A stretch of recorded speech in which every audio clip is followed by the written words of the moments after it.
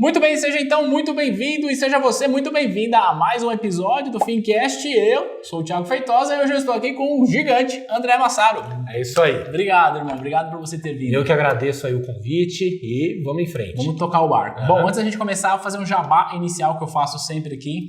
Para você que está só ouvindo o nosso podcast, lembra que a gente filma e coloca lá no nosso canal do YouTube, então você pode ir lá ver a belezura do André Massaro que está aqui. Dá um salve. Sou eu. E para você que está assistindo a gente no YouTube, lembra que você pode ouvir isso nas plataformas de áudio.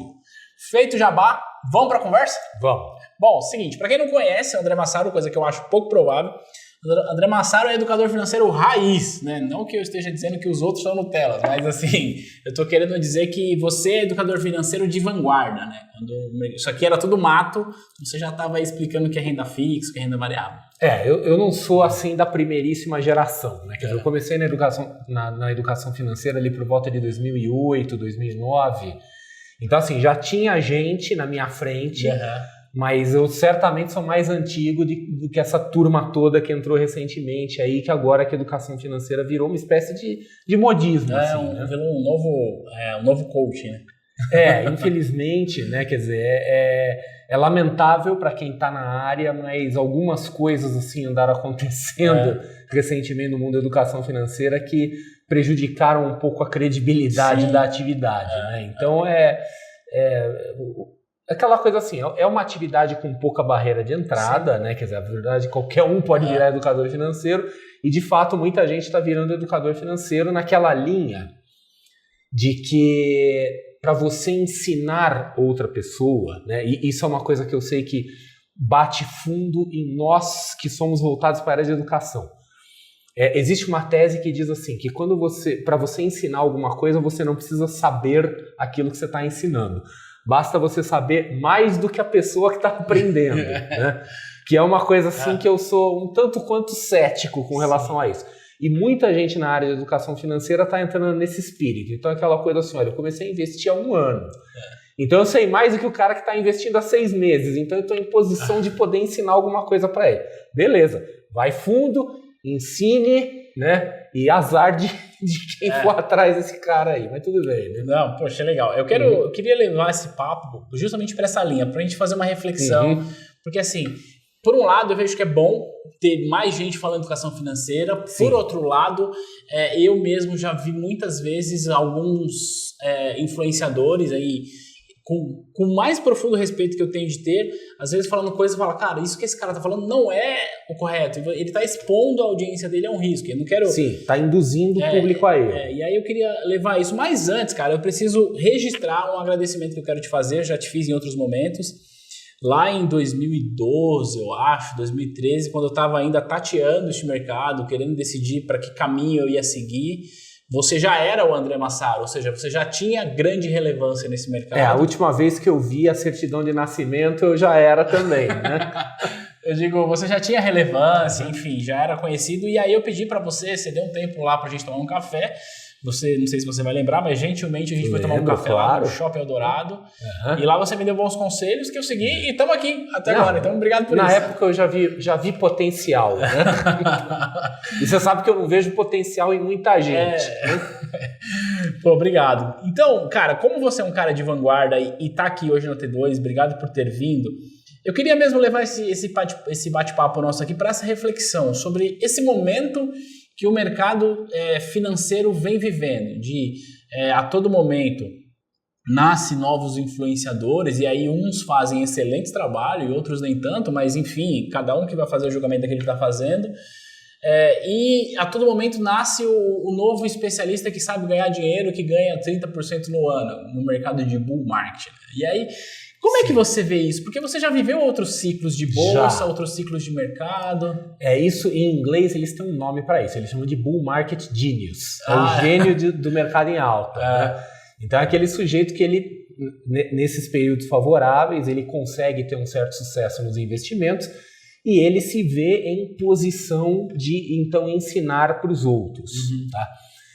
O que é uma coisa assim que pode ser complicada ou não, dependendo do ponto de vista. Eu sou um pouco relutante para falar desse assunto pelo seguinte motivo, porque é óbvio que eu fico incomodado com isso, quer dizer, eu fico incomodado com essa coisa de agora literalmente qualquer Zé Arruela pode se apresentar como especialista. Isso é uma coisa potencializada pelas mídias sociais, Sim, né? Porque nas mídias sociais você pode atribuir a si próprio uma reputação, né? Quer dizer, as mídias sociais hoje dão autoridade para as pessoas falarem de qualquer assunto. E tem essa questão de que muitas vezes estão induzindo as pessoas a erro. Só que, por outro lado, por mais que isso seja um problema, eu não acho que algo deva ser feito. Sim. Porque, às vezes, as pessoas, né, até gente do próprio mercado financeiro, e fala assim, porque tinha que fazer alguma coisa, não pode ser qualquer um vai lá e sai dizendo que é educador financeiro, tinha que regulamentar. Não, pelo amor, fala em regulamentação, tá? Então, assim, esse monte de gente entrando, se declarando como educador financeiro, eu considero isso como uma consequência ruim de uma coisa boa. Quer dizer, o bom é que hoje nós temos a internet, nós temos as mídias sociais, quer dizer, as pessoas têm espaço para falar, as pessoas podem e devem compartilhar sua experiência, sua vivência, podem e devem, dentro dos limites da lei, da moralidade, assim, cobrar por isso. Sim, né? Pessoa que está vendendo um curso, vendendo algum tipo de orientação, né? Mas tem os exageros. Sim. Tá? Então eu vejo, por exemplo, quer dizer, o que está acontecendo de ruim são exageros por conta disso, mas em grande parte a culpa disso não é de quem está oferecendo, e sim de quem está consumindo. Porque essas pessoas elas estão, de certa forma, alimentando uma demanda. Exato. Então, quando você vê, por exemplo, um tipo de educação financeira que ou é superficial ou é irrelevante, que acontece muito, nós temos muito conteúdo repetido, quer dizer, tem muita irrelevância. Ou é um conteúdo errado, principalmente um conteúdo errado na linha assim de, né, eu vou falar o que você quer ouvir, então promessas, aquela coisa assim acenando com, olha, você vai conseguir, você vai ter retornos absurdos, etc e tal, tem a culpa do lado demandante, tá? Então assim, aquela coisa assim, infelizmente, né, às vezes as pessoas querem tomar atalhos, querem pegar caminhos fáceis. O caminho rápido geralmente acaba se revelando o caminho mais longo, né? E muitas pessoas acabam pagando o preço. Eu acho que faz parte um pouco do processo de aprendizado e não adianta, quer dizer, é óbvio, a gente tem que ter, às vezes, em certas circunstâncias, alguns limites. Mas não adianta a gente querer que alguém tome providências para nos proteger. Não falar assim, o governo tem que fazer alguma coisa, as autoridades têm que fazer alguma coisa. Não, nós temos que fazer alguma coisa. Então, assim, as pessoas precisam entender que não existe moleza, que não existe caminho fácil, que não existe dinheiro fácil. Quer dizer, se alguém está oferecendo dinheiro fácil, se alguém está oferecendo retornos fáceis, a gente sempre deve se perguntar, quer dizer, se essa pessoa tem essa capacidade, por que ela está oferecendo para mim? Né? E usar um pouco do nosso raciocínio crítico, do nosso pensamento crítico, né? Quer dizer, ver se aquilo faz sentido e eventualmente, assim, se for uma história boa demais para ser verdade, é porque provavelmente é boa demais para ser verdade. Exato. Tá? E não ir atrás. Então, assim, os gurus, né, os falsos gurus, os gurus financeiros fake que a gente vê por aí, eles existem porque eles têm um público que corrobora isso. Porque, assim, por mais que a internet permita hoje a pessoa se atribuir um título, né, eu posso dizer, olha, eu sou especialista em finanças, eu sou o gênio, eu sou isso, eu sou aquilo, quer dizer, eu posso me atribuir um monte de títulos, mas um título de guru, você meio que não se atribui. Você pode se atribuir inicialmente, mas depois o seu público seguidor que vai te levantar como guru. Exato. Né? Então, assim, grande parte desses caras aí que estão falando um monte de abobrinha por aí, eles estão falando, mas eles estão amparados por um público que está feliz, que está contente, porque eles estão ouvindo as mentiras que eles querem ouvir. Exato. Essa é uma reflexão que eu acho que faz sentido a gente ter, porque assim, acho que a intenção não é desmerecer o trabalho de ninguém. Tem muito influenciador fazendo excelentes trabalhos por aí, alguns nem tanto, mas assim, acho que você tocou no ponto que me faz refletir, cara. Cara, não existe nenhum produto que não tenha sido demandado antes. O que eu quero dizer é que isso que você falou É apenas o seguinte, é o mercado reagir... Esse é um discurso antigo meu, tá? Até em artigos, em conteúdos, que eu sempre falo, às vezes em tom de brincadeira, que eu digo que todo problema humano, quer dizer, todo problema que não é um problema da natureza, é um problema de demanda. Você consegue explicar tudo pelo lado da demanda. Exato. Então é aquela coisa assim, por que tem droga? Porque tem demanda. Por que tem corrupção? Porque tem demanda. Quer dizer, tem gente que todo mundo, né? O pessoal fala mal, não sei o que, aquela coisa tem que consertar, mas a mesma pessoa que fala mal é a pessoa que vai lá e tenta resolver a coisa por algum canal privilegiado. Exato. Né? Quer dizer, por que tem mentira? Porque as pessoas querem ouvir mentira. Exato, né? exato. Inclusive, assim, no mundo dos investimentos, das finanças, eu costumo sempre dizer para as pessoas assim, olha, não façam perguntas. Principalmente perguntas sobre o futuro. Então aquela coisa assim, ó, qual é a ação que vai subir, qual que é o melhor investimento? Não pergunte. Se você tiver com uma necessidade incontrolável de perguntar, você tem um cachorro em casa, pergunta pro seu cachorro. Pergunta para ele. Porque ele não vai responder. E isso vai ser bom para você. É bom que não responda. Porque o problema de sair perguntando é que as pessoas respondem. E respondem um monte de bobagem. Exato, né? exato. Então aquela coisa assim, a pessoa quer saber o que vai acontecer, qual é o melhor investimento, quem vai ganhar as eleições, etc e tal, tá cheio de palpiteiro aí que vai dar resposta. Todo mundo é especialista. Aí com o lance da guerra, todo mundo virou especialista em Oriente Médio. Sim, agora, né, geopolítica, né, geopolítica do Irã, aquela coisa toda, todo mundo sabe, né. Então a gente tem que ser cuidadoso, quer dizer, fazer perguntas, porque tem um ditado que fala assim, cuidado com aquilo que você quer que você pode conseguir. Exato. Esse ditado não é correto. A versão correta dele é assim, cuidado com aquilo que você quer, porque alguém vai te oferecer. Não é que você vai conseguir, mas alguém vai te oferecer. Então assim, se você sair nas redes sociais e falar assim, olha, eu quero ganhar 20% ao mês. Escreva isso, assim, aleatoriamente. Alguém vai te oferecer isso. Em 5 minutos alguém vai aparecer dizendo que tem uma fórmula mágica. Fala, eu quero perder 20 quilos em um mês. Alguém vai te oferecer. Alguém vai oferecer. Aliás, tem uma tiazinha aí que viralizou com um vídeo disso, prometendo perder não sei quantos. Mas estão precisando, hein? Quem tiver uma dica aí pode mandar aqui. Pode mandar que a gente está aceitando. Os dois são culpados. Tem uma senhora aí que viralizou com essa promessa aí. Deu ruim, mas ela... Mas então, assim, hoje, quer dizer, se você criar a demanda, essa demanda vai ser suprida. Exato. Não significa que você vai conseguir resolver seu problema, mas alguém vai te oferecer. Porque todo mundo está tentando vender alguma coisa para alguém. Então, às vezes, a gente tem que ser cuidadoso. No mundo das finanças, eu sei que o seu público, né, ele é um público majoritariamente profissional. Exato. Tem o cara que é interessado em finanças também, mas o público é majoritariamente profissional. Exato. E o profissional ele tem que lidar muito com isso, porque ele tem o cliente na frente dele querendo saber o futuro. Né? E o que muitas vezes vai acontecer? Vou imaginar assim que um gerente de banco, um agente autônomo, um consultor financeiro, ele vai estar com o cliente na frente dele que vai querer saber qual que é o melhor investimento. Ele pode dizer com a maior honestidade do mundo e falar assim, eu não sei. Eu estudei finanças, eu sei finanças, eu conheço esse negócio e com tudo que eu conheço, eu digo com todas as palavras, eu não sei. O cliente não vai aceitar isso como resposta. Não vai. Ele vai falar, beleza, você não sabe, muito bem. Aí ele vai abrir o celular dele, vai abrir o computador, vai entrar nas mídias sociais e vai perguntar pro guru de estimação dele o que vai acontecer. Quer dizer, ele vai atrás até alguém responder. Exato. Então, assim, às vezes é incrível, porque as pessoas, elas preferem ter uma resposta errada do que simplesmente não ter resposta.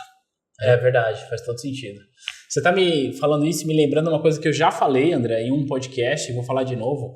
Uma vez eu recebi num direct de uma aluna, aliás, se ela estiver ouvindo, talvez ela saiba que eu estou falando dela e eu falo com o mais profundo respeito e carinho. Ela estava perguntando o que eu achava de opções binárias, que é mais outra coisa maluca. Outra coisa meio... maluca que inventaram. Meio assim, né... meio fringe. Né? Mais outra coisa maluca que inventaram aí. Aí eu fui falar pra ela, contei meu ponto de vista, aí eu perguntei pra ela, deixa eu te fazer uma pergunta. Você já abriu conta em uma corretora pra investir numa renda fixa? Você sabe o que é um tesouro Selic? Então, detalhe, ela está estudando aqui com a gente, se preparando para uma certificação, então ela conhece o mercado, mas assim, ela nunca colocou R$100 no Tesouro Selic. Sim. Mas por quê? Porque o Tesouro Selic vai pagar o Selic, a opção binária, e o cara falou que eu vou dobrar o meu capital em um jogo. E isso vem muito ao encontro da ganância do indivíduo. Faz sentido isso? Total, faz total sentido. E é aquela coisa assim, as pessoas elas acabam procurando muito atalho. Exato. Né? Então tem uma frase, eu não sei quem é o autor original da frase, mas eu desconfio que veio do Napoleão. Caramba, né? diga. E alguma coisa na linha assim, que eu tenho muita pressa, por isso eu vou bem devagar. Né? E no mundo dos investimentos tem muito isso. Quer dizer, geralmente o atalho, ele nos faz andar mais devagar e não mais rápido. A consistência acaba nos fazendo andar mais devagar. Quer dizer, o não querer ganhar tudo de uma vez leva a gente mais rápido no caminho. E o que eu vejo muito é isso. Quer dizer, as pessoas elas estão tentando tirar o atraso, né, de algum tempo. E principalmente quando você vai para essa linha mais especulativa, do trading, etc. Né? Eu vim disso. Sim. Eu fui trader por muito tempo, então eu conheço bem esse meio. Quer dizer, tem muita gente nesse meio, né, que está querendo, vamos dizer assim, resolver em 6 meses aquilo que eles não conseguiram resolver em 25 anos. Exato. Né? E é óbvio que não tem como. Né? Quer dizer, eventualmente dá. Você tem um cara ali, um caso de sorte, que conseguiu ganhar dinheiro com isso, mas as pessoas precisam parar de alimentar esse tipo de sonho. Mas as coisas não funcionam bem desse jeito. Não funcionam bem assim. Né? Mas é o que você falou, tá atendendo uma demanda. E aí você trouxe um outro ponto que eu acho que faz sentido a gente trazer para essa mesa, é que assim, a maioria das pessoas que ouvem o Fincast são profissionais de mercado financeiro. Então, o cara trabalha no banco, vai ser assessor. Ou alguém que vai ser, né? Exato. Quer dizer, tá pensando numa transição de carreira. E aí, essa pessoa, ela se vê muitas vezes em um conflito. Por quê? Ela vai atender o cliente amanhã e o cliente, ele tá vendo o conteúdo que é produzido por essa galera e pode ser que esse cliente esteja vendo um conteúdo que é produzido por um baita influenciador digital, porque tem alguns que são excelentes. Mas pode ser que esse cliente está sendo influenciado por uma pessoa que diz, por exemplo, que corretora tem FGC, porque eu já vi gente falando isso. Não, eu imagino às vezes coisa pior que isso, porque um profissional de atendimento, né, quer dizer, quando a gente fala assim, um gerente, um agente autônomo, que é o cara que está na linha de frente tratando com o cliente, ele está mais ou menos na posição de um médico. Então imagina a situação de um médico, né? Imagina um médico oncologista que trata de câncer, quer dizer, um cara que pesquisou, que conhece, etc e tal, e que ele chega para o sujeito e fala assim, ó, as suas opções são essas e infelizmente as suas opções são limitadas, né? E ele vê o cliente virar as costas e ir atrás de algum tipo de curandeiro, alguma coisa assim. Quer dizer, vai alguém atrás de alguém que está prometendo para ele alguma cura, algum caminho rápido que não existe. Então, assim, da mesma forma que deve ser extremamente frustrante para um médico ver isso, quer dizer, tentar dar a real e ver que a pessoa simplesmente não aceita, né? E acaba indo por caminhos que acabam até deixando ela numa situação mais difícil ainda, né? E isso, o equivalente a isso, acontece no mundo das finanças. Então, inclusive, até às vezes o cliente ele se acha traído, ele se sente traído, ele sente aquela coisa assim, o meu gerente está escondendo alguma coisa de mim. Não está escondendo. É que aquilo realmente não existe, né? Exato. E aí entra nesse lance de que hoje, por exemplo, 2020, 2019 a gente teve um bull market maravilhoso, bolsa explodindo, espera-se que talvez 2020 ela continue aí nesse ritmo, mas bolsa, como tudo na vida, é cíclico. Uma hora vai vir para trás. Uma hora vai cair. Aí a pergunta que eu te faço essa galera, você acha que essa galera sobrevive a esse movimento? Como que você acha que o mercado vai sair depois que esse negócio cair? Não, alguns vão sobreviver, inevitavelmente, alguns talvez vão se reposicionar, né? Eu acho que uma boa parte some, quer dizer, como tudo que é cíclico, né? Quer dizer, uma boa parte desses influenciadores tende a desaparecer, mas alguns, vamos dizer assim, a próxima geração de educadores financeiros raiz, se a gente pode dizer assim, vai sair daí. É verdade. Quer dizer, alguns caras aí vão sobreviver e vão ficar vivos para uma próxima jogada, né? Mas de qualquer forma, sim, né? As pessoas, os investidores precisam ficar preparados para isso. Novamente, os profissionais precisam ficar preparados para isso, porque vai ter muita choradeira. Vai ter muita gente difamando o mercado financeiro, que é o que acontece nessas épocas. Cassino, não sei o quê. Que aí começa aquela choradeira. Quer dizer, o cara entra errado, faz tudo errado, vai seguindo recomendação errada, e quando alguma coisa acontece, aí ele sai maldizendo o mercado. Quer dizer, ele nunca assume responsabilidade. Nunca. Né? E por isso que é uma coisa fundamental, né? Porque aquela coisa assim, o pessoal está se preparando, por exemplo, para fazer as certificações, para arrumar um emprego ou para fazer seu próprio negócio, né? E eles acabam absorvendo um conteúdo técnico que é muito robusto e é necessário para passar nessa certificação, mas não pode esquecer o seguinte, que está tratando com pessoas, né? Então o lado psicológico assim é muito importante, né? O lado, por exemplo, de tentar gerenciar a expectativa dos clientes, essa coisa toda, porque senão acontece isso, né? Quer dizer, vai em algum momento dar uma dor de barriga no mercado e pessoas vão se machucar. Né? Pessoas saíram feridas dessa brincadeira. Exatamente, né? Eu, né, na época, assim, quando eu era trader, né, que foi o período, vamos dizer assim, talvez ali por volta de 2002, né? E eu parei com isso um pouco antes do estouro da bolha do subprime. Coisas aconteceram na minha vida que me fizeram parar com isso antes e foi o momento que eu comecei a ir para a educação financeira, né? Mas eu presenciei todos os eventos da bolha do subprime e eu costumo dizer assim, eu vi corpos caídos pelo chão, né?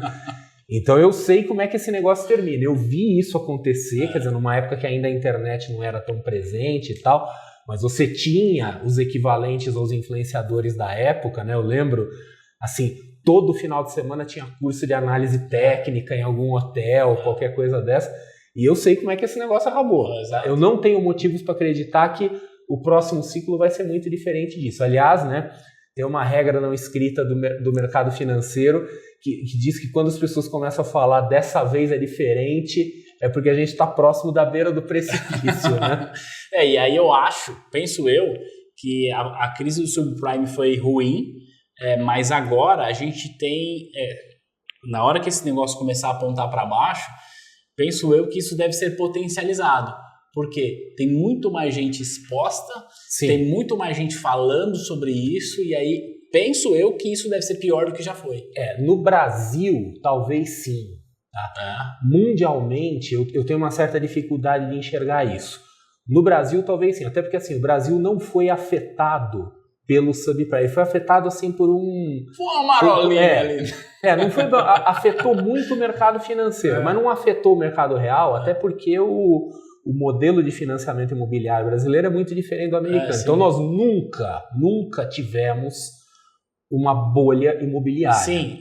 Né? Como teve lá. A gente teve aqui período dos preços inflarem e tal, mas um negócio como aconteceu nos Estados Unidos não aconteceu, porque é estruturalmente diferente o mercado. Então, não teve um impacto tão grande, né? Quer dizer, teve impacto no mercado financeiro, caiu adoidado a bolsa de valores, mas num próximo momento, num próximo ciclo, o que eu imagino que possa acontecer é assim, a gente tem um impacto aumentado no Brasil e talvez não tão aumentado globalmente. Exato. Porque o mundo já levou a grande porrada em 2008. Já pagou esse preço, né? E aqui nós estamos naquela coisa assim, muita gente entrando na bolsa, a renda fixa perdendo atratividade.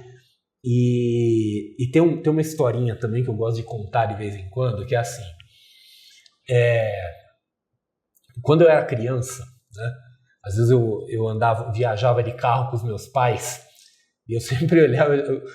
Alguns alunos meus já estão de saco cheio de ouvir essa história, né? Mas eu vou contar aqui do mesmo jeito. Eu era criança e eu reparava assim, que na estrada de noite o carro andava e muitas vezes os insetos colidiam no para-brisa, né? Fica aquela melequeira no para-brisa, tem que limpar tudo, um monte de inseto, né? E eu lembro que eu era criança, eu perguntei para meu pai na época, eu falei assim, mas os insetos eles não aprendem uns com os outros, né? Quer dizer, será que o inseto que está aqui não vê que o outro foi lá naquela altura e foi espatifado pelo para-brisa, né? Óbvio, eu era criança, fiquei sem resposta, né? Mas às vezes vem memórias assim de infância que eu fico pensando assim, será que os caras não aprendem uns com os outros? Eu tô vendo pessoas agora em 2020 cometendo os mesmos erros que as pessoas cometiam em 2008. Quer dizer, será que não tem algum sobrevivente de 2008 que fala assim, pessoal, vocês vão se ferrar, Vocês estão indo para o mesmo caminho, literalmente. Né? Quer dizer, então aquela coisa, todo mundo entrando naquela euforia de mercado de alta, todo mundo virando gênio dos investimentos e contando também um outro segredo aqui, uma outra confidência, né? Eu participo de alguns grupos de WhatsApp de investidores iniciantes, oculto. Ninguém sabe que sou eu lá, né? E eu fico lá assim para fins didáticos, porque é importante eu ver o que as pessoas estão falando, né? E eu tomo cada susto, né? Que eu vejo as pessoas falando umas coisas assim, não, vou fazer... E é aquele negócio, quer dizer, gente vendendo a própria casa para comprar, fazer certos investimentos, né? Então, infelizmente, uma boa parte das pessoas não aprende, né?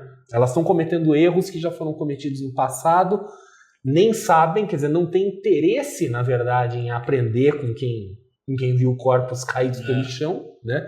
E nas poucas vezes que tem contato com esse tipo de conteúdo, às vezes acaba ficando resistente. Então, aquela coisa assim, eu não quero ouvir, porque esse cara tá querendo gorar, tá querendo, né, jogar areia aqui na minha felicidade, tá com inveja. Exato, tá com inveja, é um hater, tá falando só porque... É tipo piramideiro, né? Piramideiro que tem muito essa conversa de inveja. Você vai falar que é pirâmide, ele vai falar que tá com inveja. Ele fala, não, você tá com inveja. Fala, então tá, então vai em frente. Depois você me conta. Né?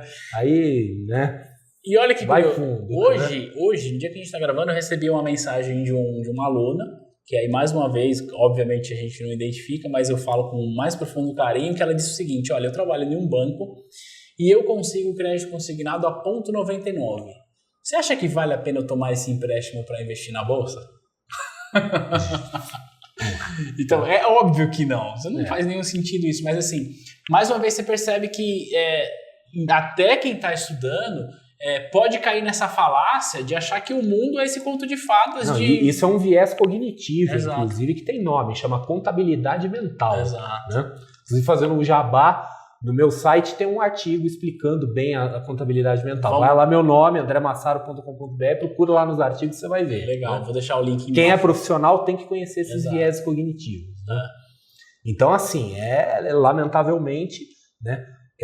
Os profissionais de finanças também são seres humanos e muitas vezes eles acabam cometendo erros nós também erramos, né? dos quais eles deveriam impedir os clientes, pessoas, e eles mesmos cometem. Exato. Né? Como dizem por aí, o santo de casa não faz milagre, né? E aí, eu tenho uma pergunta que não sei se é meio óbvia a resposta, mas acho que vale a gente trazer para a mesa. Cara, quem tá ouvindo a gente agora, eu sempre falo pra galera sair da superfície, aprender mais, não ficar só ali na teoria de certificação, mas aí, quando vai estudar, se depara com tudo isso que a gente está discutindo aqui. Sim. Como que você acha que a pessoa que está assistindo e ouvindo a gente pode estabelecer um crivo para saber se aquela fonte onde ela está bebendo aquela informação, onde ela está tomando, é uma fonte confiável, que vale a pena olhar para ela, ou se ela simplesmente ignora isso? Eu tenho um outro tema que eu exploro, além de finanças, que é o tema pensamento crítico. Então, pensamento crítico é o uso da lógica informal para fazer avaliação de argumentos. Quer dizer, como é que você avaliar evidências, conclusões, essas coisas todas. E eu, né, em um dos meus cursos, eu tenho inclusive um módulo que é chamado de pensamento crítico nos investimentos. Tem um vídeo no meu canal no YouTube sobre isso. O link está na descrição desse põe episódio. aí no canal Top Money. Mas assim, o pensamento crítico nos ensina, entre outras coisas, a avaliar evidências. Então nós temos várias formas de avaliar evidência. Por exemplo, como você avaliar a qualidade, ver se aquela pessoa que está falando tem credenciais para falar aquilo. Isso não é um pré-requisito. Sim, importante. Tá? Quer dizer, não é porque o cara tem um diploma, não sei o que ele sabe o que ele está falando. Mas assim, são coisas que vão contando a favor. Mas o que eu vejo como mais importante de tudo, e especialmente nos dias atuais, é procurar ver a existência de conflitos de interesse. Até porque hoje, grande parte daquilo que se chama de educação financeira, na verdade não é educação financeira, é marketing de conteúdo. Exato. Tá? Então são conteúdos que podem até ser conteúdos bons, só que eles têm enviesamento e eles têm um objetivo final de vender alguma coisa, seja um curso, seja um produto financeiro, uma conta bancária, uma conta numa corretora, seja lá o que for. O fato de haver conflito de interesse não significa que aquilo seja ruim. Exato. O conflito de interesse apenas significa que você tem algo a ser investigado. Então é aquela coisa assim, qual é o interesse da pessoa, né? Quer dizer, é uma coisa isenta? Ou será que a pessoa está disponibilizando esse conteúdo com uma outra intenção? Então, se você vai juntando esses fatores, né? Então, assim, juntar a questão da autoridade, ver se a pessoa tem algum conhecimento, se ela é expert no que ela está falando, se não tem conflito de interesse, né? Ver se aquilo faz sentido, procurar ver várias fontes diferentes, né? Procurar não ficar numa fonte só. Então, fazendo essas coisas, você não garante que aquela informação é íntegra, que aquela informação é fidedigna, mas você aumenta a segurança. Exato. Tá? Então, assim, não tem uma formuleta pronta, porque, de novo, a gente estava falando um pouco aqui no podcast, né? Um pouco na gravação, que a gente tem que tomar cuidado com as coisas que a gente quer. Né? Exato. Porque se alguém fala assim, mas como que eu vou ter certeza? Eu quero saber como que eu vou descobrir informação segura. Então eu vou dizer, você quer informação segura? É comigo. Eu sou a fonte da informação segura. Né? Eu posso dizer isso para você. Exato. Né? E aí você vai pegar a informação. Quer dizer, para quem se perguntar, o cara vai responder. Exato. Então é aquela coisa assim, procura ver integridade, ver em fontes diferentes, ver se aquilo faz sentido. Uma coisa que é importante hoje da internet é assim, as pessoas, elas não checam a informação daquilo que elas estão publicando. Não, mas se tá na internet é verdade, ué. Mas assim, às vezes um cara escreve uma bobagem qualquer e todo mundo copia aquilo. E se compartilha. Né? Todo mundo copia aquilo. E aí outros blogueiros, isso não é um erro só de blogueiro, de youtuber, eu vejo jornalistas profissionais caindo nesse tipo de armadilha. Quer dizer, eles pegam uma coisa, não conferem, quer dizer, não conseguem checar a origem, não conseguem checar a fonte. Aí vem um jornalista, faz uma besteira. Aí o outro jornalista de outro portal, ele vem e fala, isso aqui veio de um jornalista, deve ter sido investigado. Né? Aí vira aquela zona. Né?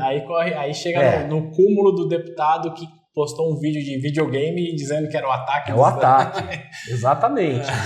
Então tem que ser cuidadoso com isso. Quer dizer, não tem fórmula mágica, mas assim, ver a fonte ajuda. Exato. Então fala aquela coisa assim, o portal que é ligado a um grande veículo de mídia, ele é enviesado. É óbvio que é enviesado. Não existe mídia não enviesada.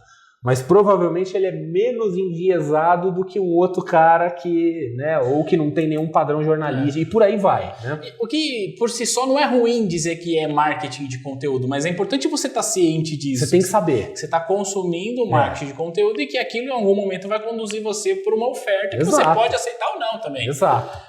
Mas é importante fazer esse filtro, né, essa seleção, até porque eu sempre falo para o pessoal, André, a galera precisa sair da superfície e estudar mais. Sim. A partir do momento que você começa a estudar mais, você vai desenvolvendo mais o seu pensamento crítico para saber se aquilo que estão te falando é algo que você deve levar para casa ou simplesmente ignorar. Exatamente. E aí a galera, ao invés de estudar, está buscando fórmula mágica. As pessoas estão buscando respostas fáceis. Exato. E, novamente, o problema da gente querer respostas fáceis é que a gente obtém respostas fáceis. Exato. Né?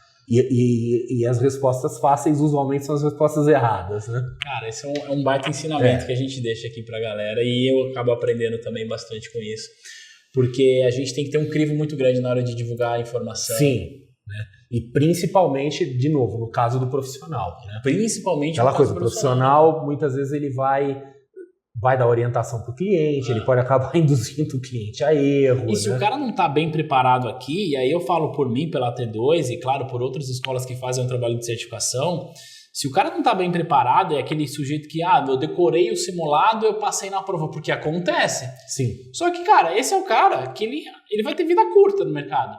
Ele não vai conseguir desenvolver isso, até porque vai chegar alguém e falar, não, peraí, isso que você está falando não faz sentido, dá licença que este é o meu lugar. Eu acho importante, assim, a pessoa ela tem que ter uma motivação interna para aprender, e esse problema, ele é um problema que não é um problema só do profissional de finanças, eu acho que esse é um problema de todo mundo, até na área de saúde, né? Eu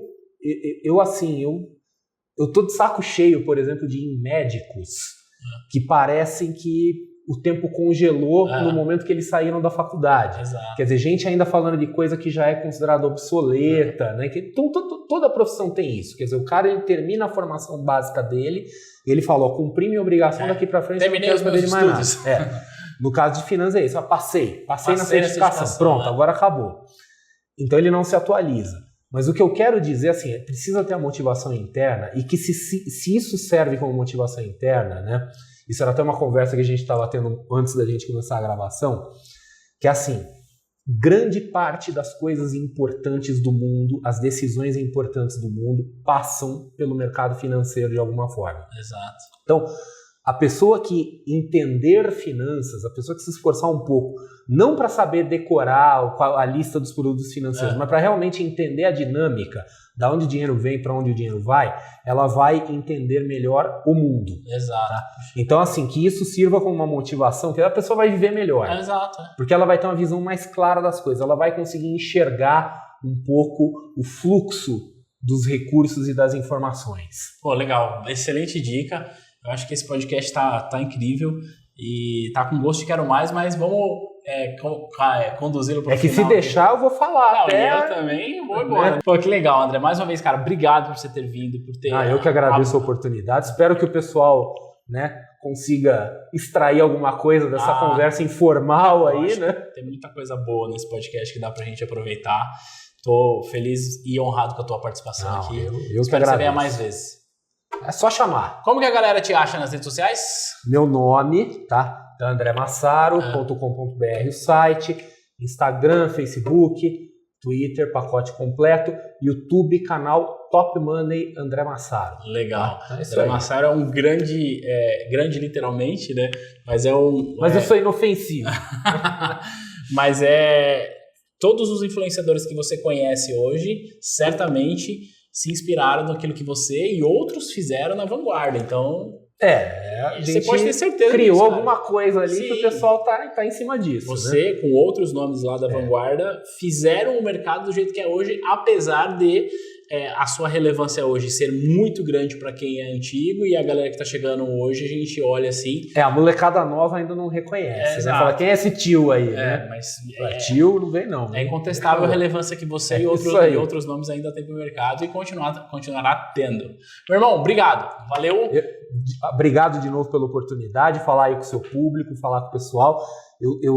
Eu gosto muito de falar com o público profissional ou com aquele público que está caminhando para virar profissional, porque esses caras vão viver isso. Exato. Isso vai entrar no DNA, quer dizer, eles vão ter um relacionamento com finanças que vai ser diferente do público geral, e sempre lembrando, né, para o pessoal assim, que os profissionais, vocês têm muita responsabilidade. Sabe que o Google, né, agora na filtragem de busca, né, que eles tem aquele negócio que eles chamam Your Money or Your Life, né? Quer dizer, todo o conteúdo que envolve alguma coisa assim, saúde, etc., o dinheiro, quer dizer, coisa que pode causar um grande dano à pessoa, eles vão ser um pouco mais cuidadosos com isso, né? E os profissionais de finanças, eles fazem parte disso, né? Quer dizer, eles têm um potencial aí de causar ou ajudar a evitar danos às pessoas. É verdade. Quer dizer, tem pessoas assim que podem perder o patrimônio de uma vida inteira por causa de recomendação errada, de coisa furada, e tem profissionais que podem salvar essas pessoas de erros enormes que podem resultar em consequências trágicas.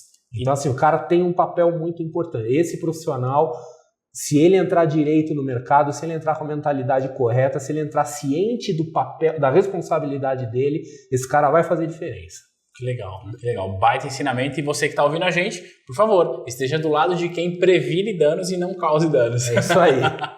Se você gostou desse episódio, vai lá no nosso Instagram e deixa um salve lá no Instagram da T2 e segue o Massaro porque tem muita coisa boa por lá. A gente se vê e se fala no próximo conteúdo. Beijo, tchau!